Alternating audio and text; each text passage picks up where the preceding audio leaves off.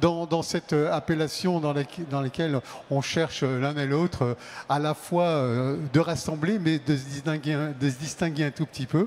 Et on est content de la retrouver ici et elle va nous parler de Mordu, le magazine Épicurieux. Elle est auteure, elle est éditrice, elle est surtout sommelière bière, et puis elle est éditrice de Bierissima, des revues, enfin des lettres auxquelles je suis également abonné, et je la remercie de nous la faire partager régulièrement avec tout l'intérêt que ça présente. Bienvenue, Elisabeth. Merci beaucoup pour cette très jolie introduction et je vous dis bonjour à toutes et à tous. Je suis vraiment ravie de vous retrouver. On va passer un temps ensemble sur cette thématique. Vous êtes tous mordus forcément de quelque chose, hein, on est d'accord. J'aimerais, avant de commencer, peut-être vous donner un aperçu de ce qu'on va évoquer, en plus de ce qui vient d'être précisé. Effectivement, je vais vous parler de mordus, mais pas que. L'idée, c'est que ça soit interactif. C'est que cette conférence soit une conférence interactive. C'est-à-dire, moi, j'ai vraiment besoin de vous entendre. J'ai vraiment besoin d'entendre, déjà, je vous vois, donc déjà, ça, c'est génial, de vous entendre me poser des questions aussi. C'est très important. Parce que je fais un métier de transmission. Et une transmission, c'est pas juste dans un sens qui va d'un émetteur à un récepteur, mais vous savez très bien qu'il y a le feedback. Hein. Il y a l'émetteur, le récepteur qui lui-même se transforme en émetteur. Alors, je ne vais pas faire de la science de la communication là tout de suite, mais c'est juste pour dire que je voudrais vraiment, vraiment que vous n'hésitiez absolument pas à me faire signe et à me dire, voilà, j'ai une question là maintenant. Hein. Parce que je pense que c'est peut-être plus vivant, ou alors, si vous préférez, voir si on peut consacrer une partie à la fin, une petite partie de questions. C'est comme vous voulez. Sentez-vous libre pour ça. OK ? Voilà. Alors, ce qui va globalement arriver, c'est effectivement que vous allez entendre parler de mordu, mais pas que. Donc, qu'est-ce que c'est ? Pourquoi ? C'est quoi l'esprit mordu ? Parce que c'est ça, c'est l'esprit mordu. Hein. L'esprit mordu, c'est l'esprit que j'essaye que j'essaye à mon petit niveau d'indépendante de transmettre depuis maintenant plus de 30 ans. Et l'autre jour, on me demandait depuis combien d'années exactement. Bon, j'ai donné la date, voilà, parce que je suis arrivée à l'âge de la sagesse où je donne la date. C'était 1988 où je suis rentrée dans la filière brassicole. Alors, pour celles et ceux qui ne me connaissent pas, je tiens à préciser que zytologue est effectivement un mot qui est souvent utilisé maintenant. Et pour cause, donc quelques mots sur mon métier, ma passion et qui je suis, hein, avant peut-être d'en arriver au cœur du sujet. Parce que je me suis rendu compte qu'il y avait quelquefois des incompréhensions peut-être sur la notion de zytologie, sur la notion de sommellerie bière. Donc je profite de ce temps de parole qui m'est offert et je mets mon petit timer sous les yeux pour pas trop déborder non plus, pour préciser ma vision personnel de ce qu'il y a derrière ces mots, de ce que ces mots-là veulent dire. Et on va beaucoup parler de mots, M-O-T, bien sûr, S, puisque l'activité qui m'occupe, qui est la transmission, se fait par les mots, bien sûr, hein, par l'oral, par l'écrit, par l'audiovisuel aussi. Alors j'avais commencé à parler du mot zytologue en reprenant ce mot de spécialiste qu'on va dire qui est cité et qui est pas mal utilisé aujourd'hui. Je vais vous faire juste une petite anecdote. Je vous rappelle juste une petite anecdote. Il y a quelques années, quand j'expliquais, après m'être lancée en indépendante, pour être précise dans les années 2010, à des journalistes ce que je faisais.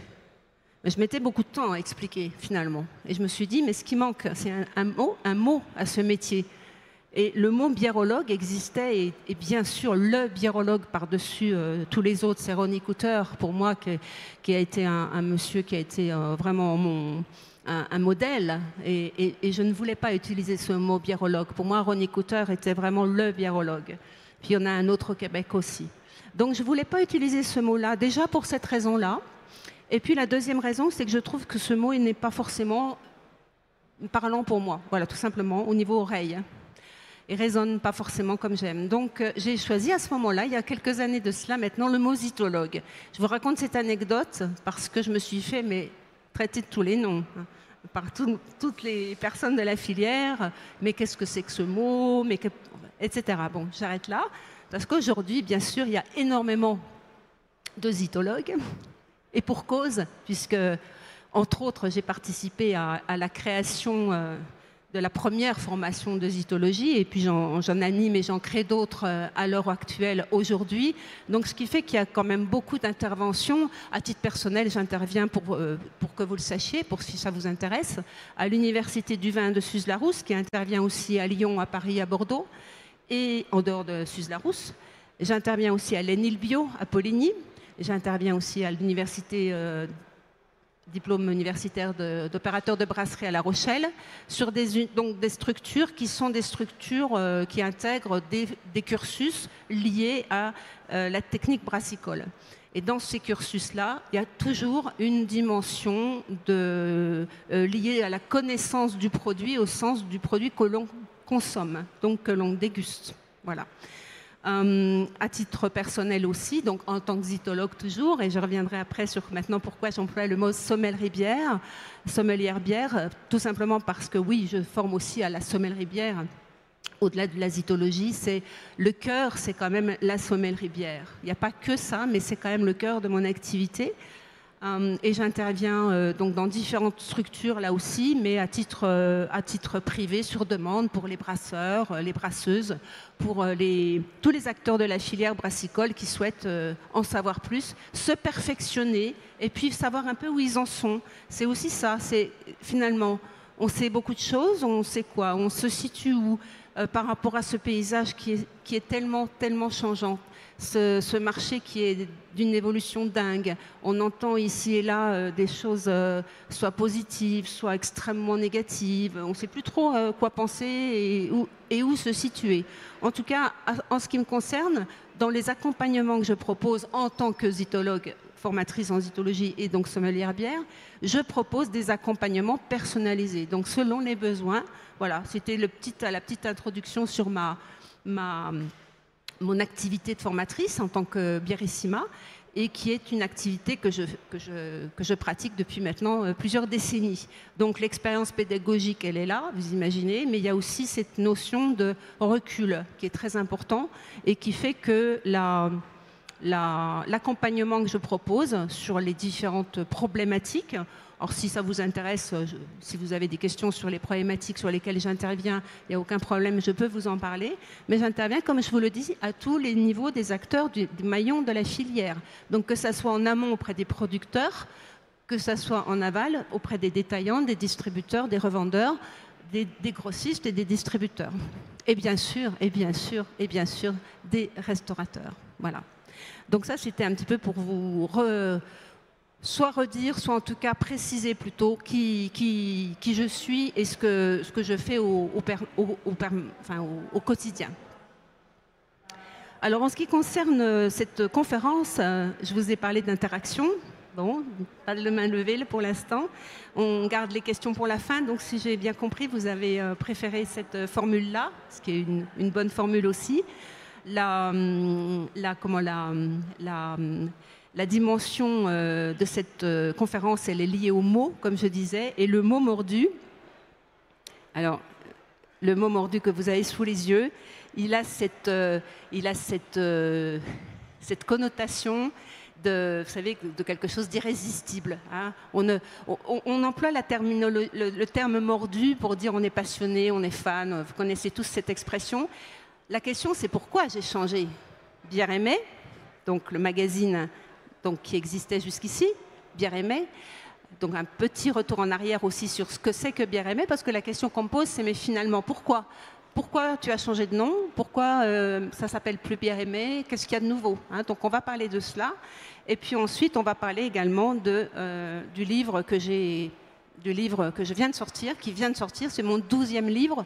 Donc avec un accent particulier justement sur le côté, on est mordu de déguster la bière et on a envie de s'amuser un peu et c'est peut-être aussi le message de fin de ma présentation avec ces mots-là, c'est que la bière, c'est une boisson populaire, conviviale, qui s'adresse au plus grand nombre, qui est universelle, planétaire, et qu'elle soit d'une grosse brasserie, d'une petite brasserie, d'une moyenne brasserie, d'une brasserie urbaine, d'une brasserie rurale, d'une brasserie en montagne, au bord de la mer, bref, d'où qu'elle soit, la bière est une boisson de partage, est une boisson qui relie, qui fait lien avec les gens, curieusement. Enfin, curieusement, c'est curieusement ce que j'ai observé au long de toutes ces années, c'est que ça se vérifie. Et donc, Mordu, c'est aussi l'idée, c'est d'aller au-delà de juste le mot bière et le mot mets. Donc, ça a vraiment un sens très important pour moi d'avoir fait évoluer cette revue dans ce sens-là. Un petit retour en arrière sur l'histoire de Bière et Mets. J'ai racheté la revue au printemps 2020, vous voyez, enfin, janvier précisément. Janvier 2020, donc je ne savais pas ce qui allait suivre, parce que l'éditeur avec lequel j'avais co-créé, je vais vous montrer la petite collection, si vous la voyez, là comme ça, la collection Bière et Mets, qui en est rendue maintenant à son 13e numéro, je l'avais co-créé avec un éditeur en Belgique, et cette personne, en décembre 2019, m'a informé qu'il souhaitait arrêter tout simplement la publication, parce que ce n'était pas son métier à la base, et il voulait se concentrer sur ses activités professionnelles. Et puis, je me dis, voilà, nous en étions donc au 3e numéro, automne 2019, et il m'annonce ça, et je suis désespérée, parce que j'ai tout mis dans ce projet, j'ai mis toute mon envie de créer quelque chose qui soit sur cette thématique-là en France, qui, je vous le rappelle, n'existait pas jusque-là. Il n'y avait pas de médias spécialisés en France à ce jour sur la bière au centre de la table. Ça n'existait pas. Donc, j'avais vraiment pas du tout l'intention que ça disparaisse. Donc, j'ai racheté le titre. Et vous savez ce qui s'est passé après, donc je ne vous fais pas un dessin sur les difficultés. Mais j'ai quand même tenu bon et je tiens à vraiment préciser que c'est un magazine qui ne vit que par ses abonnés et par essentiellement les partenaires aussi qui veulent bien m'accompagner. Ça, c'est aussi une question dont on peut parler aussi si ça vous intéresse. Mais bien évidemment, c'est extrêmement important pour moi de parler de notions d'indépendance, de liberté, c'est un magazine que j'autoproduis en fait. Donc en termes d'engagement et de liberté, vous voyez tout à fait ce que je veux dire. Donc je reste dans ma ligne qui a toujours été celle qui est la mienne de liberté et de liberté de parole et de propos et d'indépendance surtout. Voilà, c'est très très important l'indépendance. Donc vous avez l'explication sous les yeux de ce que je viens de vous dire. Et puis vous allez avoir sur le premier numéro qui est sur le stand, je vais vous donc le remontrer en une là. La mission, vraiment la mission de Mordu, c'est 3 mots. 3 mots principaux, c'est bière, toujours au centre, au cœur du magazine, sur l'immense territoire des boissons fermentées, c'est d'abord et avant tout les bières. Vous allez voir qu'il y a d'autres boissons fermentées, vous allez voir qu'il y a même des boissons distillées. Donc on est vraiment très très ouvert sur la thématique. Et le deuxième mot, c'est gastronomie. Donc gastronomie, c'est pas un gros mot, c'est pas forcément uniquement des restaurants étoilés, c'est prendre plaisir aux bons produits, c'est vraiment toute cette notion liée à la mise en valeur par la cuisine, quelles que soient les personnes qui cuisinent, ça peut être des restaurateurs, ça peut être des journalistes, ça peut être des amateurs, etc. Donc la notion de de faire cet assemblage finalement de bons produits pour en arriver à faire des belles recettes, ce qui est exactement le principe même de la bière. Et le troisième mot, parce que je vous ai parlé de mots également, donc le troisième mot qui est là pour le coup extrêmement nouveau dans cet univers de ce magazine, et puis curieux, c'est le mot tourisme. Et alors là, c'est important de vous en parler un petit peu plus parce que la mise en avant de la bière et des brasseries et des brasseuses et des brasseurs, ça va. Le magazine a prouvé qu'il qu'il le faisait. Les livres que j'édite, que je publie aussi. Je reviendrai d'ailleurs là-dessus, parce que j'ai une question, je vais la poser tout de suite d'ailleurs. Qui est brasseur dans la salle? D'accord. Donc, si vous n'êtes pas brasseur, vous êtes fournisseur de brasserie? Oui. Qui est fournisseur de brasserie du coup? D'accord. Donc vous êtes d'accord. Donc et les autres personnes, vous êtes de quel? Vous êtes dans les médias? Vous êtes non? Oui. Voilà, donc en fait, la question était importante pour moi de savoir à qui je m'adressais, bien sûr. La particularité au niveau des brasseurs et des brasseuses, c'est évidemment de mettre en avant vos parcours, vos entreprises, vos bières, vos recettes et où on vous trouve. Hein. Mais la dimension tourisme dans tout ça, vous allez me dire, qu'est-ce qu'elle vient faire là? Ben, tout simplement parce que, bien sûr, il y a un patrimoine brassicole en France, comme dans d'autres pays. Bien sûr, les visites de brasseries se multiplient. Hein. On recherche d'ailleurs de plus en plus des personnes spécialisées dans ce domaine. Ça inclut bien sûr les formations que je propose, qui sont des formations qui peuvent effectivement avoir un volet particulièrement spécifique sur l'animation d'un point de vente, l'animation d'une cave, l'animation d'un pub, l'animation d'un restaurant spécialisé en menu bière et mets, l'animation d'une brasserie tout simplement, hein, dans son circuit de visite ou dans ce qu'elle peut apporter à ses clients en termes d'animation. Donc le tourisme tourné sur la bière, bien sûr, mais le tourisme au sens large du terme territoire. Donc nous sommes sur des territoires au sens géographique du terme, où chacun, nous avons nos identités. Là, nous sommes en Lorraine. Alors je suis trop contente parce que, pour ceux qui ne le savent pas, celles et ceux qui ne le savent pas, j'ai 50% de sang vosgien. Donc le reste étant jurassien, c'est pas loin non plus. Pourquoi je vous dis ça? Parce qu'on a tous des racines, liées à des territoires. Et sur ces territoires, il y a des savoir-faire, il y a des traditions, il y a des spécificités aussi. Hein. Une même recette travaillée, par exemple, je pense à la charcuterie, à cause du Grand Prix de la charcuterie artisanale qui a lieu en ce moment, mais c'est l'exemple qui me vient tout de suite sur la charcuterie. Il y a évidemment des déclinaisons sur un même produit selon les régions où on se situe, qui vont pas avoir le même nom, pas avoir la même recette. Hein. Donc ça, c'était juste un exemple pour vous donner l'idée de ce que je mets derrière le mot territoire. C'est cette notion de spécificité. Hein. Là, ici, il y a des personnes qui sont, par exemple, du sud de la France. Hein. Bon, ben, à Capestan, on ne boit pas et on ne mange pas de la même façon qu'à Metz ou à Quimper, hein, ou qu'à Toulouse même. Hein. Ça se rapproche, Toulouse, déjà.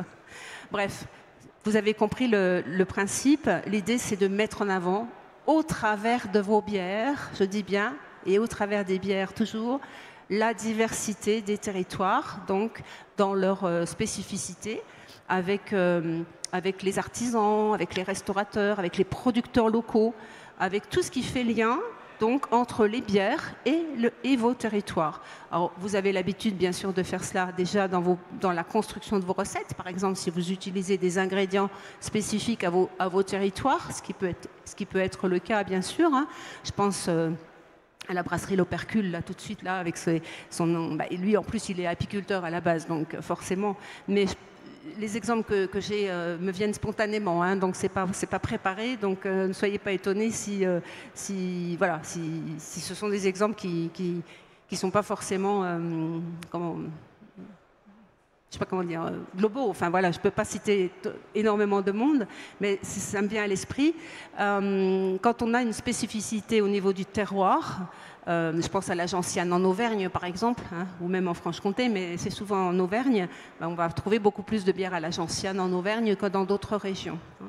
Donc c'est dans ce sens-là que le côté touristique intervient dans Mordu, au sens où les territoires qui font lien avec vos produits, vous, brasseurs, brasseuses, et les autres producteurs. Donc ça peut être des artisans, des producteurs maraîchers, des producteurs de viande, des producteurs de poissons. Dans le dernier numéro, il y a notamment le savoir-faire de la saurisserie, donc du fumage de poissons à Boulogne-sur-Mer. Hein, c'est un savoir-faire incroyable, ça. Hein.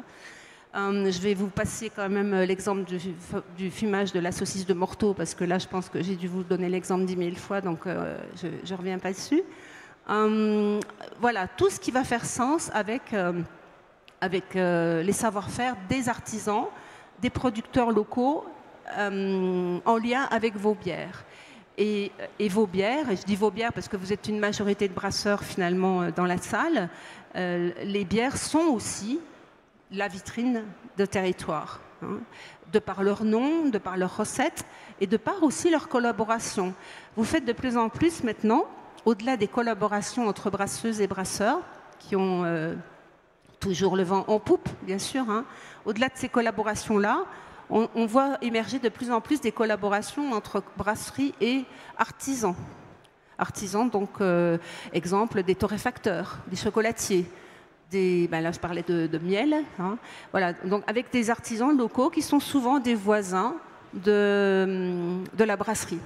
Donc c'est dans ce sens-là que je parle de mise en avant du tourisme, et bien évidemment au niveau patrimonial aussi. Vous imaginez bien que les routes de la bière qui existent me ravissent, comme vous, j'imagine. La route lorraine de la bière, évidemment, je ne peux pas ne pas en parler, forcément. Et la particularité aussi de ce mot tourisme que je mets dans Mordu, je remets juste la diapo quand même qui va bien avec pour... pardon, comment on fait bon, on va rester sur cette diapo-là. J'ai un petit peu de mal à revenir en arrière pour la technique, donc je suis... Voilà, on va rester là. Sur la première, en fait, sur la première diapositive, j'arrive pas à... Non, bon. Où est-ce qu'il faut que je me... Bon, voilà. Il y a marqué bien manger, pardon, hein, merci, bien manger, bien boire, bien voyager, bien lire et bien vivre. Merci. D'ailleurs, si vous pouvez actionner la machine, je préfère. Comme ça me laisse me concentrer sur ce que je dis. Désolée. Hein. La notion de bien vivre, c'est finalement, elle se résume dans la notion de bien manger, bien boire, bien voyager, bien visiter, donc vos brasseries notamment, et puis tout ce qu'il y a autour, dans les artisans qui sont autour, et puis évidemment bien lire fait partie aussi de cela. Voilà. Donc c'était pour ça que je voulais revenir à cette diapo. Et si on peut revenir à la troisième. Voilà, vous avez donc, au-delà de ces trois mots, vous avez bien évidemment cette notion de transmission, de plaisir. On n'est pas du tout sur un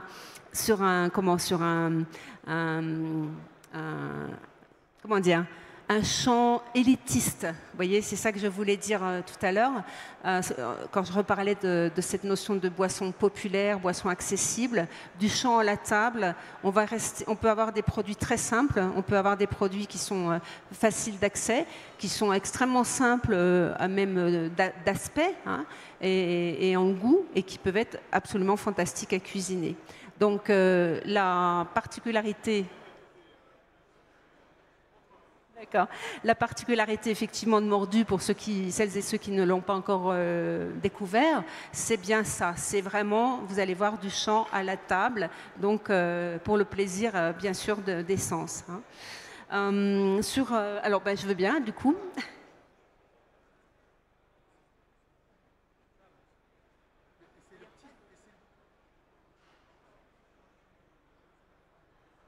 Oh, j'appuie pas assez fort, en fait. Patient. Ah, ça va, merci, c'est parfait. Ah, c'est parfait. Merci. Donc, on reste dans le domaine des mots. Et bien sûr, la ligne éditoriale, elle est beaucoup plus large que Bières aimées. Bières aimées, j'avais remarqué que les lecteurs ou ceux qui me posaient des questions sur la revue me disaient finalement, ça ne parle que de bière et de mets, finalement. puis comme ce n'était pas le cas, j'étais un peu frustrée pour expliquer maintenant, ça ne parle pas que de bière ni que de mets. Donc j'ai dit, bon là effectivement on va changer d'univers, hein, et cet univers, pour parler de cet univers beaucoup plus large, je suis entourée d'une équipe, enfin je travaille avec une équipe de journalistes gastronomiques et ils sont là aussi pour m'aider à renforcer cette ligne éditoriale et cette richesse dont je viens de vous parler. Et puis, dans les notions qui me tiennent effectivement à cœur, il y a l'histoire et la culture, parce que pas toujours parler que de l'actualité, hein, aussi se prendre du recul et puis évoquer de temps en temps, là dans chaque numéro, vous avez des articles sur l'histoire et la culture du produit, avec des liens tout à fait directs avec des brasseries. D'ailleurs, dans le numéro de Mordu qui vient de sortir, il y a un article sur la Grèce à partir d'une brasserie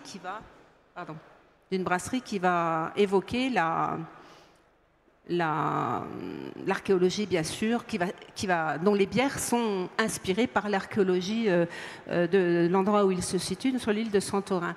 Donc voilà, l'équipe, elle est présente, elle n'est pas figée, surtout parce que les savoir-faire et puis les envies, elles évoluent. Il y a des fois, on a envie d'écrire sur tel sujet, puis d'autres fois sur d'autres. On n'a pas forcément envie de se lier. L'idée, c'est vraiment d'avoir envie, pour vous, de lire Mordu, et puis pour moi, de continuer à l'éditer et à le faire avancer. Voilà. Et à le faire avancer avec vous. Il y a un autre mot aussi qui me tient beaucoup à cœur, c'est le mot terroir. Alors là, c'est tout le temps des débats très intéressants, hein, la notion de terroir, c'est pas le sujet. C'est juste pour vous dire que c'est un sujet qui est évidemment évoqué. Il y a des rubriques qui sont toutes nouvelles maintenant dans Mordu. Et il y a notamment une rubrique qui lit, je dis bien, les vins et les bières. Hein. Donc forcément, quand on va lier les vins et les bières, quand on va faire lien entre les vins et les bières, on va parler forcément de terroir, ne serait-ce que par les cépages avec lesquels on va travailler pour faire la bière ou par les barriques qu'on va utiliser pour élever les bières en question. Donc on va forcément avoir cette notion de terroir. Puis je m'attache aussi à développer beaucoup, à accompagner cette idée que la bière a aussi intérêt peut-être à développer ses propres identités régionales. Pourquoi il n'y en a qu'en Allemagne ou dans d'autres pays? Il n'y en a pas qu'en Allemagne, il y en a aussi en Nouvelle-Zélande et en Amérique du Sud au Brésil, des IGP et des AOP. Pourquoi en France on n'en aurait pas? Mais ça c'est une question qui n'est pas non plus sur le sujet de la conférence, mais que je profite pour poser. Parce que la notion de terroir dans la bière, pourquoi pas? Avec l'eau, avec les levures, avec les houblons maintenant, avec les maltes. Enfin bon, là, je ne détaille pas le sujet. C'est pas l'ordre du jour, mais en tout cas, c'est clairement une dimension que vous allez également trouver dans Mordu. Et puis, un des derniers mots aussi pour avancer, parce que j'aimerais vraiment vous entendre aussi en termes de questions. Hein. Il y a une notion qui me tient beaucoup à cœur, c'est la notion de destination. Quand on parle de bière et de brasserie, on parle donc de goût. Hein, vous savez que c'est mon cœur de métier, associer les bières et les plats. Hein, mais on va aller se rendre chez les brasseries. Dans les brasseries, on va aller se rendre dans les pays ou dans les régions où les brasseries existent, où les producteurs existent. Donc la notion de destination est très importante et dans chaque numéro, vous allez avoir plusieurs destinations qui sont un peu le cœur du magazine. Évidemment que dans ce numéro-là, il y a une destination Lorraine, bien sûr. Hein. Qui est-ce qui a lu déjà le numéro que je montre là? Qui est-ce qui l'a déjà lu? Ah bon, je fais bien de vous en parler alors. Eh bien, il y a un dossier destination Lorraine, évidemment, hein, bien sûr. Et il y a aussi une destination, par exemple, on va aller pêcher la crevette sur la côte nord de la Belgique. On va aller donc fumer le poisson à Boulogne-sur-Mer, comme je vous disais. On va aller aussi au Québec avec Martin Thibault, qui fait partie de l'équipe rédactionnelle. Voilà, donc ça, c'était juste pour vous donner un peu une sorte de panorama de ce qu'est Mordu et pourquoi ça s'appelle Mordu. J'espère que je vous ai donné envie, en tout cas, de le lire et de venir le consulter sur le stand sur lequel je suis là pour ça. Et puis terminer, alors j'ai en termes de diapositives, je crois que j'en ai encore une juste qui suit. Donc voilà, donc le détail de l'équipe actuelle. Tout ça pour vous dire aussi que l'équipe, encore une fois, elle n'est pas figée. Il n'y a jamais rien de figé dans tout ce qu'on fait. Jamais, hein, dans les univers, que ce soit alimentaire ou autre, rien n'est figé. Voilà, rien n'est arrêté. J'ai juste mes 4 mousquetaires, là, que vous connaissez peut-être, parce que Sonia, elle intervient beaucoup sur RTL tous les samedis. Dominique Hutin forcément tous les samedis, mais sur France Inter entre autres, et puis Ryoko, elle c'est juste pour vous en citer vous dire deux mots, c'est une écrivaine et une chef japonaise à qui j'ai proposé une rubrique et qui a choisi comme thème « Dis-moi ce que tu sens, je te dirai qui tu es ». Voilà, donc je trouvais ça intéressant. Elle nous emmène dans des univers totalement insoupçonnés du pouvoir qu'a notre odorat.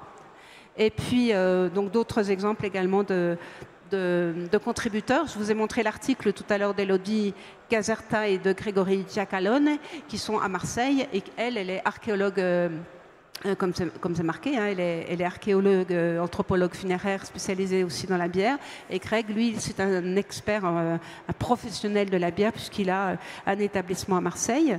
Et puis, il y a bien sûr nos amis de la capsule, qui sont Cédric et François. Et la capsule à Nancy a sa propre rubrique avec ses coups de cœur. Et ça, c'est important aussi de le dire, c'est que des professionnels qui sont au jour le jour avec les clients, à goûter, à vendre, et qui font des retours de leurs coups de cœur, ça c'est quand même intéressant aussi. Ça peut être des bières, ça peut être des cidres, comme dans ce numéro-là. Bref, ça peut être plusieurs thématiques, en tout cas c'est leur coup de cœur. Voilà. Donc là vous avez une petite idée des plumes de Mordu, et puis on termine par ces quelques photos, parce que c'est voyager, cuisiner, et puis découvrir des personnes, les femmes et les hommes qui sont derrière tout ça. Alors il y a un spécial Bretagne, il y a un spécial Flandre, il y a un spécial Toulouse qui s'en vient, il y a un spécial Lorraine qui s'en vient aussi certainement. Toutes les destinations sont intéressantes dans nos régions d'ici et d'ailleurs. Je conclus juste pour celles et ceux qui n'ont pas eu l'information, parce que le stand du musée de la brasserie n'a pas encore reçu les livres, mais j'en ai quelques-uns sur mon stand. Ça, c'est le dernier livre que j'ai écrit, qui est sorti la semaine dernière, qui s'appelle « Atelier de dégustation de la bière ». Et pourquoi... J'ai eu plusieurs fois la question, mais qu'est-ce qu'il y a de différent finalement avec tes autres livres? Ben, tout, parce que c'est un ovni en fait. Et c'est un ovni parce que j'ai pris le parti d'avoir un livre qui est interactif, avec des outils à télécharger, donc très très ludique. C'est en fait quand vous avez envie d'organiser une dégustation ou une soirée entre amis, vous savez, chez vous, mais comment vous allez vous y prendre, sur quel thème vous allez aller, par exemple, hein, et puis vous allez peut-être aussi avoir des envies de passer à table après. Hein. Donc c'est un livre extrêmement illustré, comme vous pouvez voir ici là, sur cette page. Donc très illustré, avec des outils interactifs. Donc c'est un livre qui est nouveau dans son concept. Voilà, donc je vous en ai suffisamment parlé. Puis si vous avez envie aussi de déguster dans un verre spécialement conçu pour la dégustation de la bière, ben, pour ceux qui ne le connaissent pas, il y a le verre Epi, qui est un verre que je présente aussi sur mon stand. Alors maintenant, je vais me taire parce que je crois que j'ai épuisé mon temps de parole. Et puis, merci Elisabeth. Effectivement, les 30 minutes prévues étaient utilisées à bon escient. Bien entendu, c'est le moment des échanges et je suis à votre disposition avec un micro pour quelques mots, quelques questions, quelques remarques. Vous avez bougé. Vous avez bougé aussi. Ah oui, celui qui a bougé un bras, il doit parler. Trop tard. Non, c'est une blague, bien sûr. Alors, Sylvie, il faut peut-être les susciter, les questions. Oui, alors vous avez peut-être aussi envie qu'on parle d'autre chose, que peut-être de formation ou pas que de la revue, indépendamment du fait que je profite quand même pour dire que, vous savez, pour qu'un média existe, et la revue c'est du papier, mais ce qui s'en vient c'est aussi le site média, le site internet. pour que ça existe, il faut que vous soyez donneur d'informations, si je puis dire.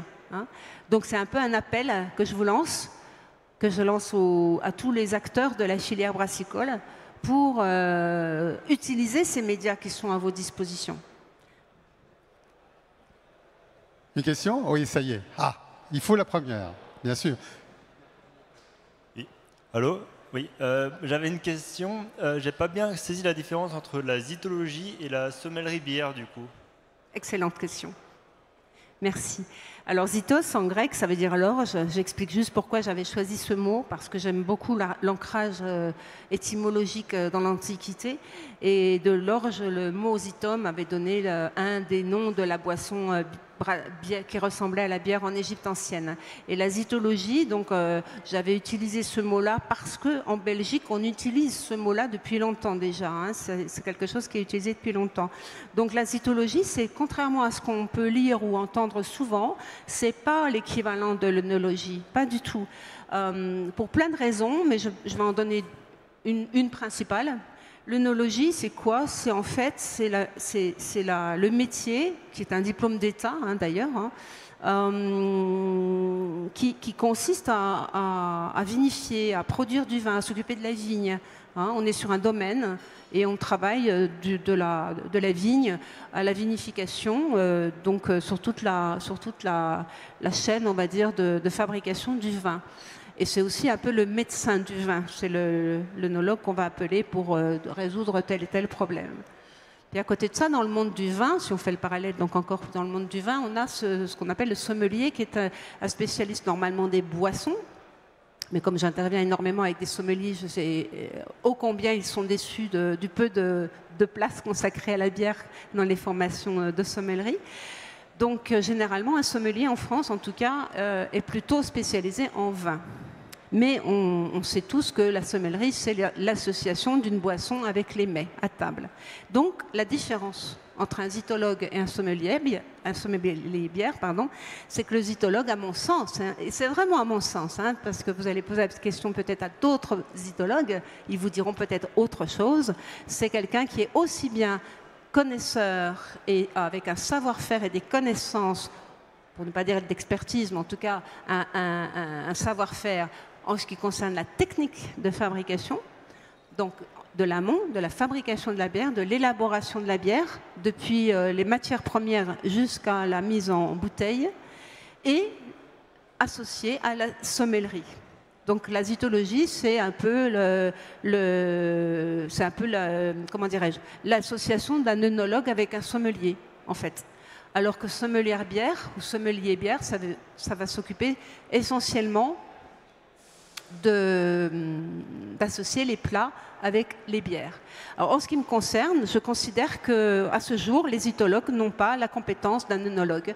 C'est ma conception des choses. Donc, quand je travaille en zytologie, je suis toujours accompagnée de spécialistes de levure, de spécialistes de houblon, de spécialistes de brassage, de spécialistes de maltage, parce que je ne suis pas une spécialiste de ces questions-là.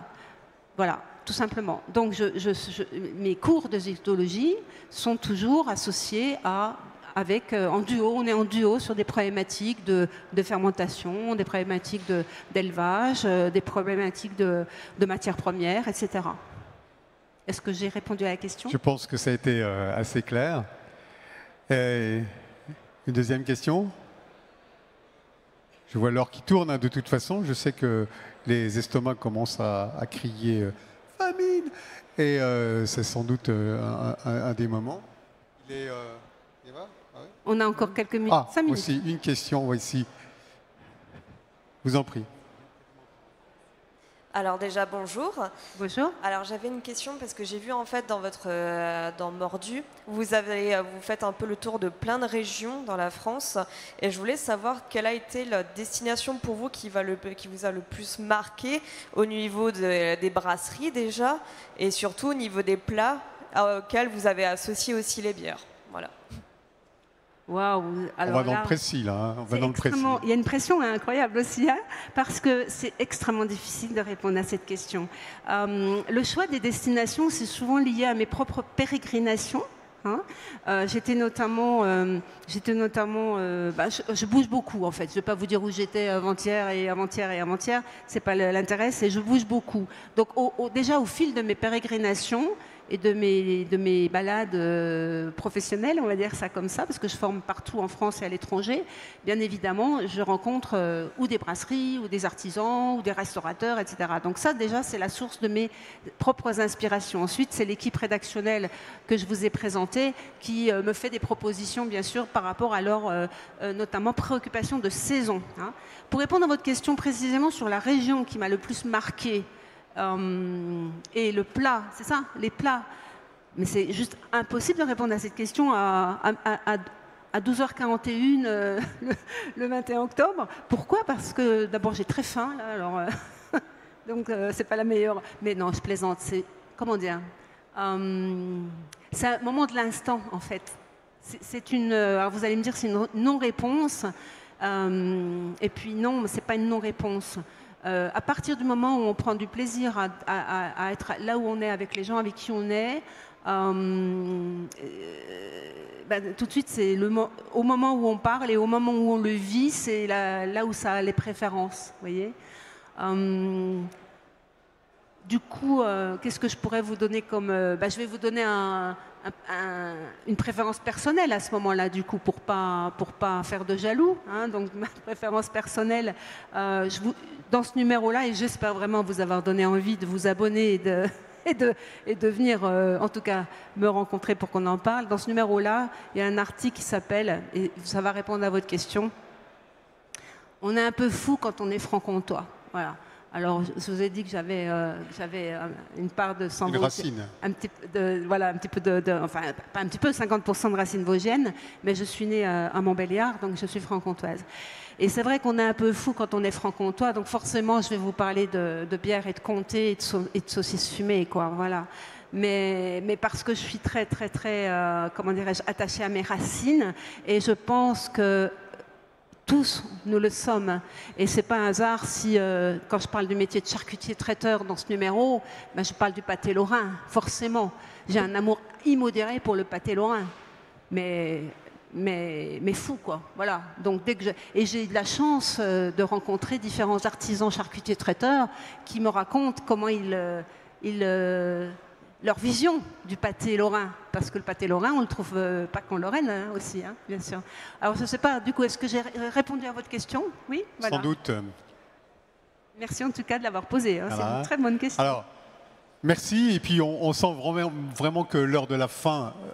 FAIM sonne maintenant. Je vous remercie d'avoir participé. Je vous invite à saluer Elisabeth par quelques applaudissements.